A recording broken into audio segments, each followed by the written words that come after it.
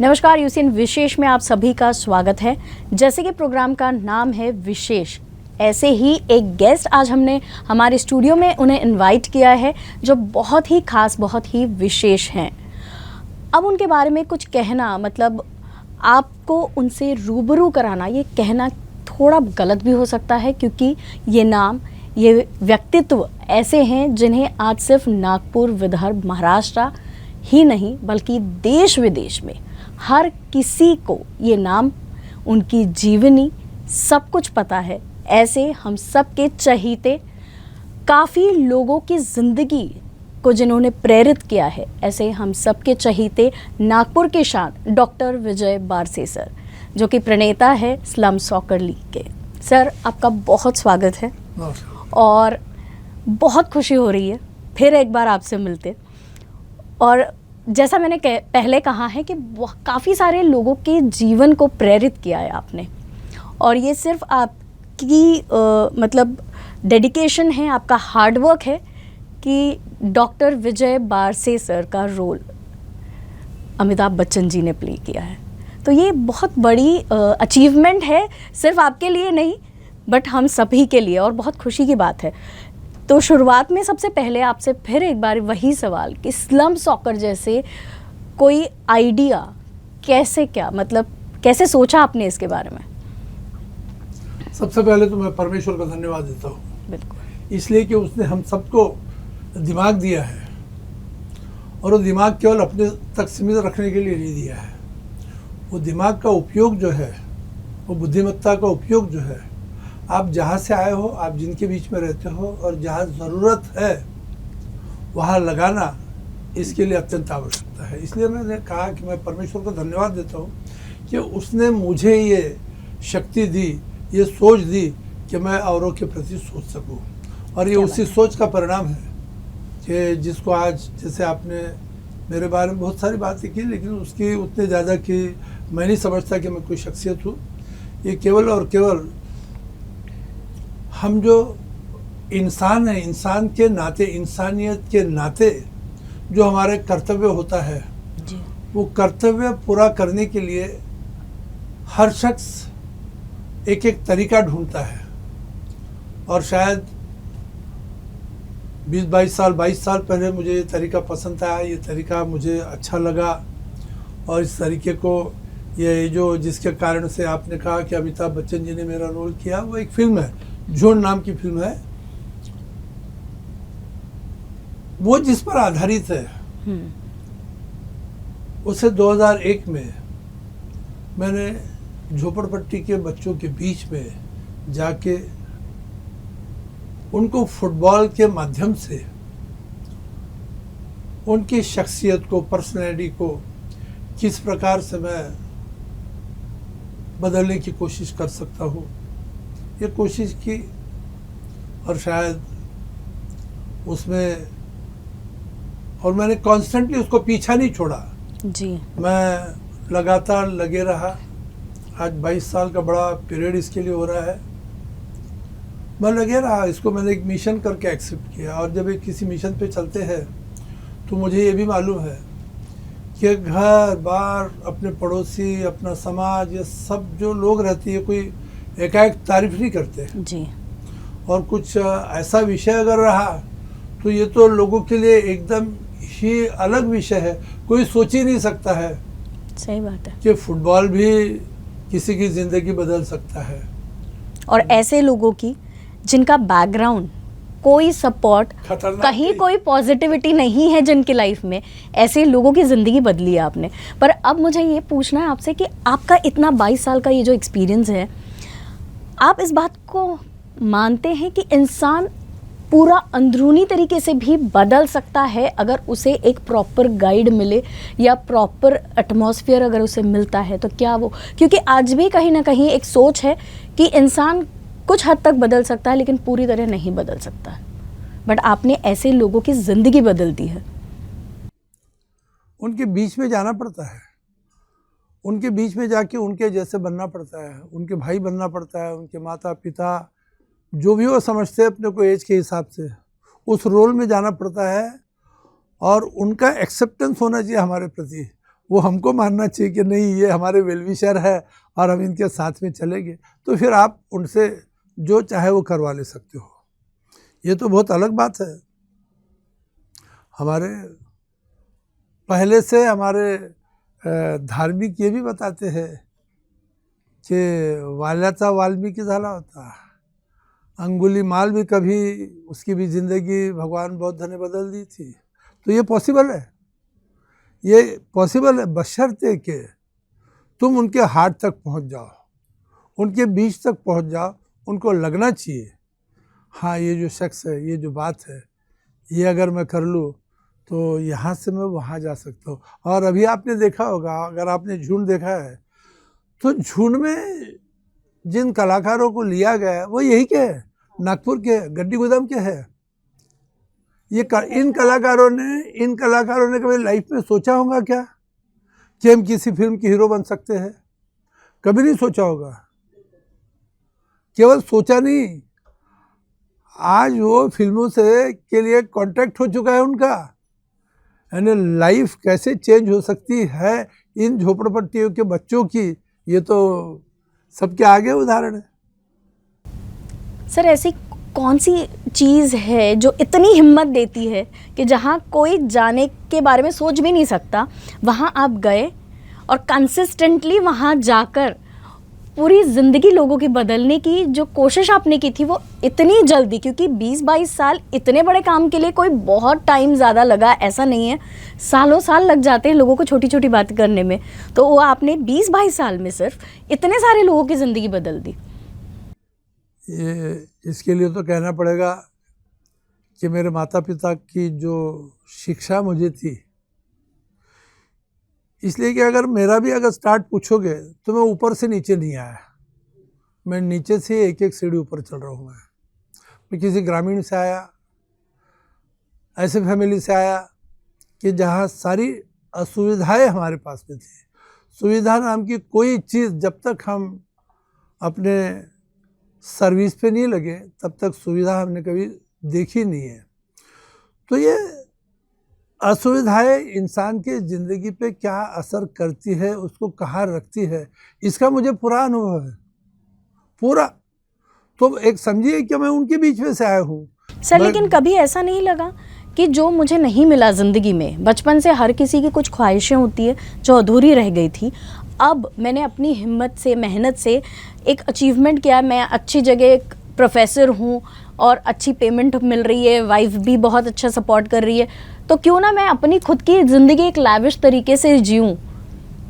Struggle मैंने इतने साल किया है, अब मैं अपना थोड़ा लाविश लाइफस्टाइल जीऊँ, ऐसा कभी नहीं लगा? नहीं, हमारे पिता की शिक्षा थी कि बेटा इंसान अगर बनना है, इंसान अगर हो, तुम्हें थोड़ी भी इंसानियत है तो इंसान के तरीके से जीना, और इंसान वही होगा जो दूसरे के प्रति सोचे, जो खुद के प्रति नहीं सोचे। तो हमको कभी ऐसे नहीं लगा कि हम खुद की ज़िंदगी के लिए सोचे, और उसी का परिणाम है कि एक इतनी बड़ी उम्र में एक सेटिस्फेक्शन है। कोई काम गलत हुआ है ऐसा कभी नहीं लगा कि हमने गलत काम किया है। एक शिक्षा थी कि तुम दूसरों के लिए सोचो, दूसरे के लिए काम करो, ऑटोमेटिक उनकी ब्लेसिंग हमारे पास में है ना। ये जो हमारे पास सेटिस्फेक्शन है ये उनकी ब्लेसिंग है कि हम जिनके बीच में गए और जिनके बीच में जाते हैं, जिनको अपना समझते हैं, तो नेचुरल है। और इसलिए हम वो इसलिए कर सके कि हम उनके बीच में से आए थे और उस बात को प्रोफेसर बन भी गए। तो कभी ये नहीं सोचा हमने कि मैं प्रोफेसर हूँ करके, मैंने हमेशा सोचा कि मैं उनके बीच में से एक हूँ। मैंने हमेशा यही सोचा कि मैं उनके बीच में से एक हूँ। मैं कभी, और आज भी मैं, और परमेश्वर मुझे ऐसा ही रखे, परमेश्वर मुझे बड़ा ना बनने दे, परमेश्वर मेरे को वही रखे जहाँ मैं हूँ, जहाँ मैं रहना चाहता हूँ, परमेश्वर मुझे वही रखे। ये मेरी हमेशा के लिए मेरी प्रार्थना रहेगी परमेश्वर। पर बड़े बुजुर्ग हमेशा यही कहते आए हैं कि आप अपने जो कर्तृत्व बोलते हैं उससे बड़े हो जाते हैं। वैसे आप ऑलरेडी बन चुके हैं, क्योंकि आप भले ही नहीं माने, लेकिन आप, जैसे मैंने शुरुआत में भी कहा था, आज हज़ारों लाखों लोगों के लिए इंस्पिरेशन है। एक इंसानियत कहीं ना कहीं जागृत रखने का आप ज़रिया बन गए हैं। तो ये बहुत खुशी की बात होती कि कोई तो है जो दूसरों के लिए सोचता है, और आपको देखकर कुछ और लोग भी इंस्पायर हो रहे हैं। इंटरनेशनल लेवल तक आपने स्लम सॉकर को पहुंचा दिया, इंडियन टीम को। आगे कुछ प्लान आपने भी किया होगा, अब इसको कंटिन्यूएशन में रखना है आगे, और ऐसी कई सारी टीम्स आएँ, इसके लिए क्या प्लान सोचा है? ये जब मैं इसको कर रहा था अपने देश में, उसी समय इंटरनेशनल लेवल पे भी ये प्रॉब्लम था। वहाँ दुनिया के हर कंट्री में, हर सिटी में स्लम है, हर सिटी में स्लम है, और हर एक की जिंदगी सेम है, वही है। अगर सामाजिक दृष्टि से अगर आप देखोगे तो हर एक का स्टैंडर्ड, हर एक की सोच एक जैसी है कि स्लम में रहना है तो असुविधाएं बहुत है, और उसको प्राप्त करने के लिए, उसमें से सुविधाएं मिलाने के लिए हर शख्स कुछ अलग तरीके, कुछ गलत तरीके ही अपनाता है। यानी 90% ये देखा जाएगा कि वहाँ पे रहने वाले शराब पीना है तो कि कहीं काम तो नहीं लग सकता है, फिर इजीली क्या है कि कहीं चोरी करो या किसी गलत तरीके से पैसा ला, यही एक तरीका रहता है। कहीं पर भी जाइए आप, ड्रग्स भरपूर प्रमाण में स्लम में रहते हैं, जितनी बुरी बातें होगी उतनी वहाँ रहती है। लेकिन वो क्यों वहाँ रहती है, इसके बारे में सोचना बहुत आवश्यक है। हम लोग या गवर्नमेंट बहुत बड़ी योजनाएं बनाते हैं, लेकिन योजनाओं का इम्प्लीमेंटेशन करने वाली जो एक लाइन रहती है वो प्रॉपर नहीं रहती है, वो बीच में जाके टेढ़ी वेढ़ी हो जाती है। तो जो होना चाहिए वो नहीं होता है। और तभी इस प्रकार के जो सामाजिक कार्यकर्ता है, जो NGOs है, ये उनका कर्तव्य होता है कि वो ईमानदारी से उनके बीच में जाए, उनकी बातों को समझे और समझ के उनके लिए क्या उपाय कर सकता है ये सोचे। लकीली मैं जहाँ प्रोफेसर था नागपुर के इस्लाम कॉलेज में, बिल्कुल मेरे कंपाउंड से लगे हुए दूसरे कंपाउंड में भोले पेट्रोल पंप के नाम से बस स्टॉप है, जहाँ औरंगाबाद, पूना, सोलापुर, कोल्हापुर, मुंबई, अहमदाबाद तक की बसेस वहाँ आती है। वो पैसेंजर को मैं उतरते देखता था, और रास्ते के उस पार में एक झोपड़पट्टी, जहाँ के बच्चों को भी मैं देखा करता था। मैं जब मॉर्निंग प्रैक्टिस के लिए जाता था तो उसके बाद में 7-8 बजे मैं जाके हॉकी ग्राउंड पर मेरे मित्रों के साथ बैठता था, तो मेरी नज़र के आगे मैं उनको देखता था कि बच्चे किस सफाई के साथ में उनके बैग्स उठा के लेके भाग जाते हैं, उनके पॉकेट्स निकाल लेते हैं, सामान कई प्रकार का चुरा लेते हैं। ये मैं देखता था, रोज़ देखता था, और हमेशा सोचता था कि ये मैं इनके लिए क्या कर सकता हूँ, कि इन बातों से इनका ध्यान में कैसे हटा सकता हूँ। सुबह देखता हूँ मैं, शाम को भी गाड़ियाँ जा रही तो उस समय भी वहाँ वही लोग खा, और उनकी बहुत सारी कीमती चीज़ें जो रहा करती थी, इन लोगों के लिए उसकी कोई कीमत नहीं होती थी। उनके मान लो 5,000 की बैग होगी तो ये 500 में बेच देते, पर 200 में बेच देंगे, उनको उसकी कोई कीमत नहीं थी। उस बैग के अंदर कई कीमती कागजात होंगे जो उनके लिए, जिसकी बैग है उसके लिए बहुत महत्व के है, इनके लिए उसकी कोई कीमत नहीं, फेंक दिए इन्होंने। मैं रोज देखता था और मैं सोचता था, मैंने कहा ना पहले से कि मैं इनके बीच में से रहा हूँ, प्राध्यापक बना तो कोई अलग नहीं बना था। मैं सोचते रहता था कि इनकी इस जीवन को मैं कैसे इस रास्ते पे लेके जाऊँ। और कुछ ऐसे इंस्टेंस कहिए कि ऐसा कुछ इंस्टेंस हुआ, और फिर एक रास्ता मिला कि हाँ मैं इस रास्ते को अपना सकता हूँ, कि इसके द्वारा इनको मैं अपने पास ले आ सकता हूँ और लाके उनके साथ में कुछ समय बिता सकता हूँ, इनका ध्यान मैं उन बुरी बातों से हटा सकता हूँ। और मैं सक्सेस हुआ। और जब मैं ये सक्सेस ले रहा था, उस समय दुनिया का भी ध्यान ऑटोमेटिक जा रहा, इस ओर में जा रहा था। जैसे आपके जैसी कई ऐसी इंटरनेशनल संस्थाएं हैं, मीडिया की संस्था है।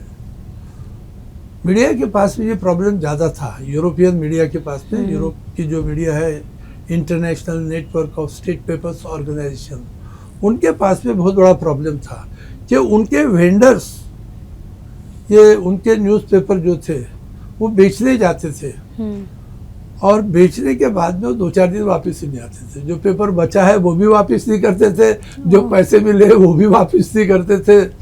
तो बड़ा प्रॉब्लम था उनके पास में। और तब उनको ये एक ऐसी डॉक्यूमेंट्री इसके बारे में देखने मिली कि ऐसा हो सकता है, तो उन्होंने इसको एक अलग रूप दिया।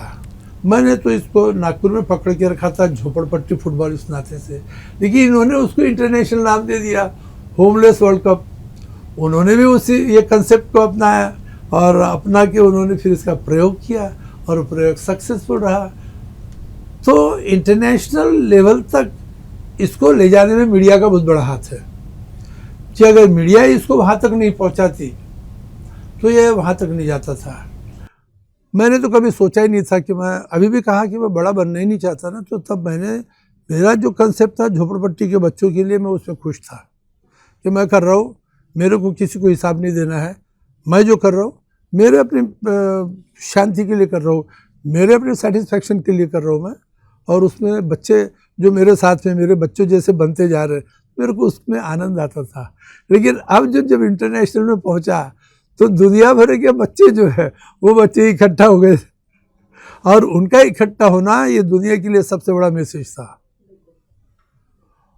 ये दुनिया के लिए सबसे बड़ा मैसेज था कि कैसे ये होमलेस वर्ल्ड कप या स्लम सॉकर कैसे ज़िंदगी बदल सकता है। मैंने बहुत बड़े बड़े इंटरनेशनल उदाहरण इस पे देखे हैं कि कैसे एक बिल्कुल गॉन लाइफ, अपने यहाँ तो आप झूठ के इसके अगर देखोगे तो उसमें जो बस्ती तक लिमिटेशन रहती है भाईगिरी करने की, वहाँ तो पूरे कॉन्टिनेंट में भाईगिरी करने वाले, उनका लाइफ सुधरा है। ऐसे उदाहरण उसमें है। तो इंटरनेशनल जो है इसका ये एक मैसेज दे के गया दुनिया के लिए, एक मैसेज बन गया कि यस, ये छोटा सा जो फुटबॉल है ये लाइफ चेंज के लिए बहुत महत्वपूर्ण है। मतलब किसी की ज़िंदगी का गोल चेंज कर सकता है ये स्लम सॉकर फुटबॉल जो है। सर, अभी आपने कहा कि मीडिया का बहुत बड़ा रोल रहा है, हम भी मीडिया का ही हिस्सा है, और बहुत खुशी होती है ये बताते हुए कि मतलब व्यूअर्स को बताते हैं, आप तो जानते ही हैं, अब यूसीएन भी आपके साथ जुड़ना चाहता है और आपके साथ मिलकर Nagpur slum soccer league organize कर रहे हैं। तो उसके बारे में थोड़ा सा आपसे जानना चाहेंगे कि किस तरीके से ये लीग चलेगा और क्या क्या प्लान्स हैं इस लीग के लिए। ये तो एक पार्ट हो गया, लेकिन जो पार्ट मैं देख रहा हूँ इसमें कि यूसीएन अपनी एक सोशल रिस्पॉन्सिबिलिटी पूरी कर रही है। हमेशा कोशिश होती है यूसीएन की जो अच्छा है समाज के लिए उसे लोगों तक पहुंचाए। ये थोड़ा सा नहीं है, ये बहुत बड़ा रोल है यूसीएन का कि वो इसके कंसेप्ट को अपने माध्यम से, यूसीएन के माध्यम से लोगों तक पहुंच रहा है। इससे दो काम हो रहे हैं। एक तो वो जो स्लम का ये है वो खेलने के लिए मैदान पे आ रहा है, और दूसरा वो है उसकी साइड कि जो लोग खेल नहीं सकते हैं वो खेल को बढ़ावा देने के लिए तो अपनी नज़र ला सकते हैं इस टूर्नामेंट की ओर में। ये यूसीएन बहुत बड़ा काम कर रहा है। यूसीएन का ये यानी हमारे स्लम सॉकर के इसमें कहिएगा एक बहुत बड़ा योगदान है ये, और एक बहुत बड़ी जिम्मेदारी मैं उसको इस दृष्टि से देख रहा हूँ कि यूसीएन की ये जो फुटबॉल के हमारे स्लम सॉकर के साथ में जो एक एसोसिएशन हो रहा है अभी जो ये आप करना चाहते हैं, एक बहुत बड़ी मिसाल है। इसके लिए अभी तक तो कोई आगे नहीं आया था, और शायद आपके साथ में आपके जो लोग हैं काम करने वाले, मैं तो बिल्कुल खुलेआम भी कहूँगा कि आपके बीच में जो जॉन स्कॉट है, वो 2001 में जब हमने स्टार्ट किया था तो अजनी एरिया में और भंडारा में थे वो।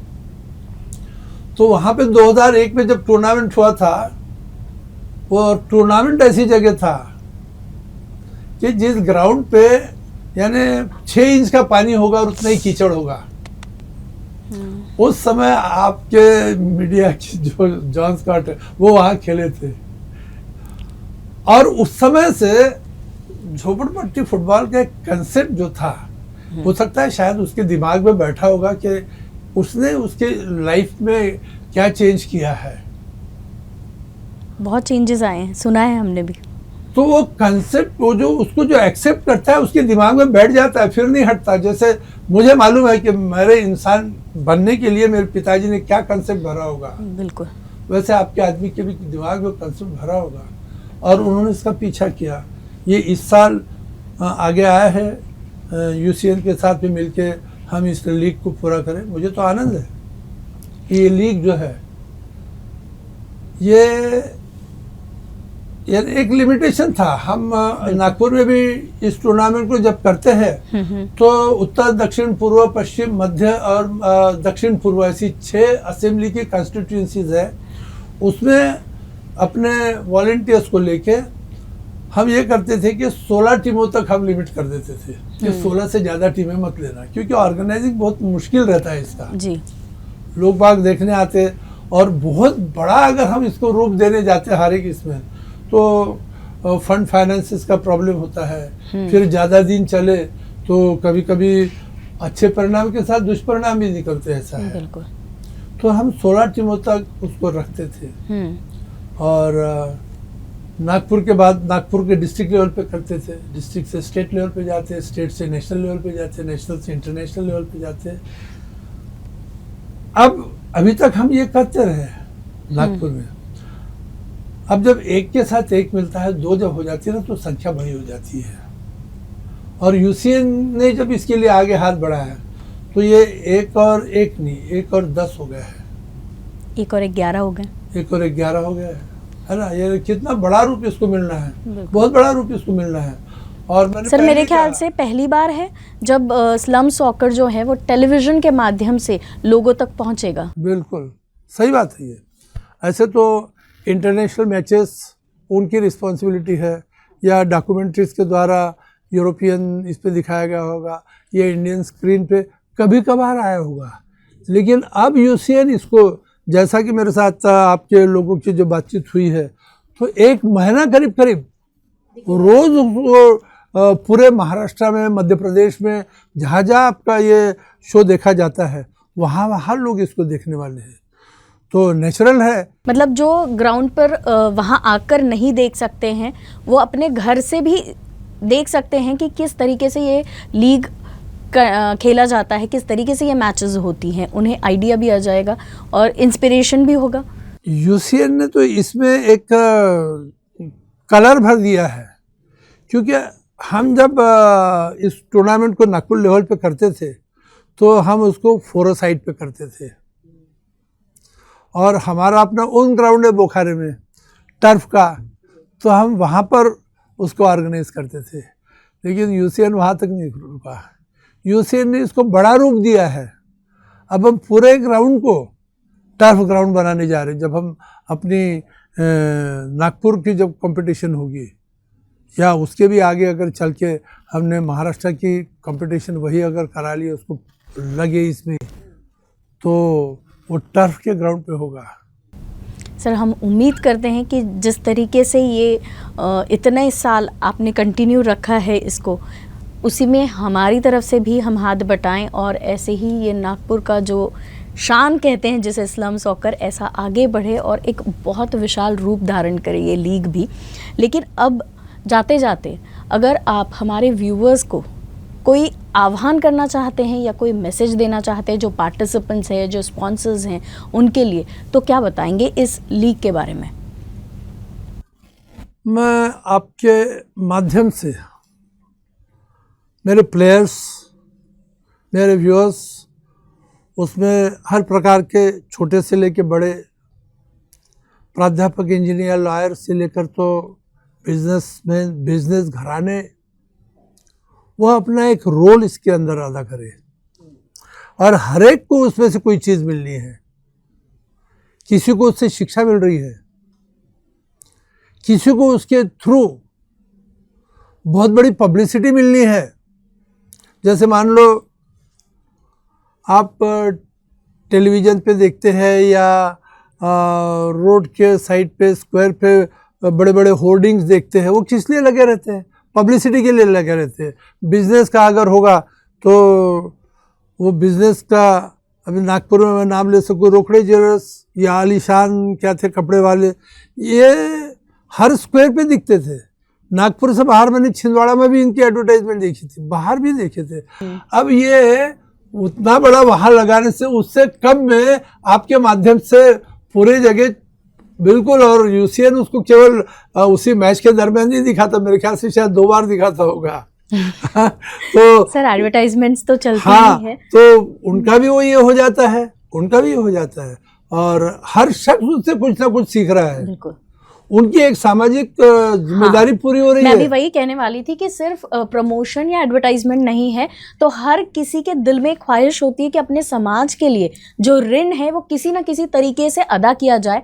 तो ये एक बहुत अच्छा मौका है हमारी तरफ से, हम अपने समाज के लिए कोई ऋण अगर अदा करना चाहते हैं तो ये एक बहुत अच्छा मौका है, और इस लीग में जुड़ने से कुछ अच्छा ही होगा हर किसी के लिए जो होगा वो। बराबर, सही बात है, बिल्कुल। हर एक को इसमें जो इसको देखता है, जो चाहे माध्यम से देखता होगा या आके पार्टिसिपेट करता है या ग्राउंड के किनारे पे, हर शख्स को इसमें कुछ ना कुछ मिलना है। हर शख्स को एक सेटिस्फैक्शन मिलना है, एक प्रेरणा लेना है, एक सेटिस्फैक्शन इस प्रकार से कि हाँ, मैंने मेरा एक सामाजिक कर्तव्य पूरा किया है, निभाया है। सही बात है सर। कुछ मैचेस या ऐसा आपने अगर प्लान किया है कि कितनी मैचेस होंगी, कितनी टीम्स होंगी इस लीग में? इसमें जब सिटी लेवल का जब मैच आ जाएगा तो इसमें 16 टीमें पार्टिसिपेट करेगी, और 16 टीमें इसमें लीग नॉकआउट पद्धति से चलेगी। और ये टूर्नामेंट जो है, आखिरी का टूर्नामेंट 4 दिन का टूर्नामेंट होगा। 4 दिन ये नागपुर का जो 6 सेंटर से जो टीमें आएगी, हर सेंटर से 2-2 टीमें चुनी जाएगी, तो 16 टीमें यहाँ पहुँचाई जाएगी। और 16 टीमों के बीच में ये शुरू हो जाएगा अगस्त के 1 तारीख से, और अगस्त के एंड तक आते हुए इसका फाइनल ये हो जाएगा। और मैं तो चाहूँगा कि हमारा राष्ट्रीय क्रीड़ा दिन होता है, 29 तारीख को राष्ट्रीय क्रीड़ा दिन होता है, उस अवसर पर अगर इसका फाइनल हो जाए तो एक बहुत बड़ी बात हो जाएगी कि राष्ट्रीय क्रीड़ा दिन को यूसीएन ने भी मनाया है। बिल्कुल बिल्कुल सर, हमारी तरफ से पूरी कोशिश होगी कि जैसा आप चाह रहे हैं उसी तरीके से ये हो लीग पूरा, और मतलब उम्मीद करती हूँ कि सबसे बड़ा लीग ये कहलाए, क्योंकि आज पहली बार है कि यूसीएन के माध्यम से स्लम सॉकर लीग टेलीविज़न पर आ रहा है। तो ये हमारे लिए भी एक बहुत बड़ा अवसर है और बहुत खुशी की बात है। सर, आप यहाँ आए और इतनी अच्छी जानकारी इस लीग के बारे में दी, और फिर एक बार इस इंटरव्यू के माध्यम से फिर से आपने कई लोगों को इंस्पायर किया है इस लीग में पार्टिसिपेट करने के लिए, इस लीग को सपोर्ट करने के लिए। Thank you so much. Thank you.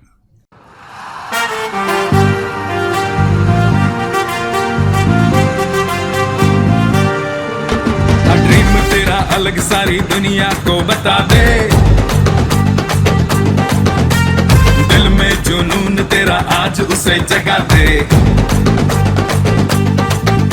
अंगार बसा तुझ में शोला बन के दिखा दे, पीछे बोले लोग उन्हें काम से तू वटा दे। सपने आंखों में लेके दर्द बाहों में तेरे नाम से मचा दे बवाल। छोटे, अरे छोटे नहीं हीरो, ए हीरो जरा मार हमार, कर दे बेड़ा पार, तेरे नाम से मचा दे धमाल। ए छोटे जरा मार हमार, कर दे बेड़ा पार, तेरे नाम से मचा दे धमाल।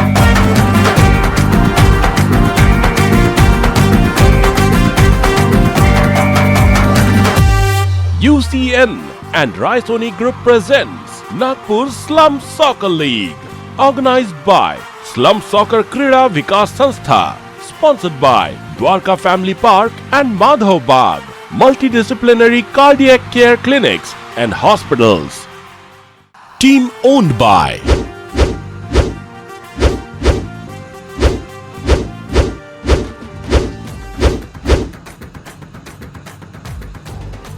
Gifts partner